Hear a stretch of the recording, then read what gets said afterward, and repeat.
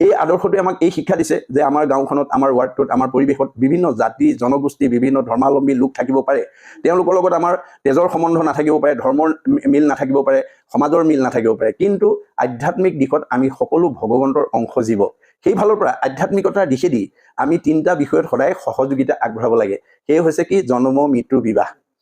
এইকেইটা আমাৰ আত্মাদৃষ্টিত আধ্যাত্মিক দিশেদি আমি সদায় এষাৰ মাত দিব লাগে বিপদৰ সময়ত মানুহক, আৰু সহযোগিতা আগবঢ়াব লাগে, প্ৰেৰণা দিব লাগে। গতিকে সেই আদৰ্শটো জগতৰ লোকলৈ এৰি থৈ যাবৰ কাৰণে পৰীক্ষিতৰ ৰাজ্যৰ সকলো ঋষি মুনিসকল, গণ্যমান্যসকল আহি সমবেত হ'ল, আৰু তেওঁলোকক সন্মুখত দেখাৰ লগে লগে পৰীক্ষিতে মনত সাহস পালে, আৰু প্ৰেৰণা পালে, আৰু লগে লগে তেওঁ প্ৰত্যেকৰ ওচৰতে প্ৰশ্ন অৱতাৰণা কৰিলে। কোৱা দেৱঋষি, কোৱা ৰাজঋষি, কোৱা ব্ৰহ্মঋষি, কোৱা ঋতিজ, কোৱা গণ্যমান্যসকল, মই কি কৰিলে মোৰ তক্ষকৰ দংশনৰ পৰা মই নিজক বচাব পাৰিম?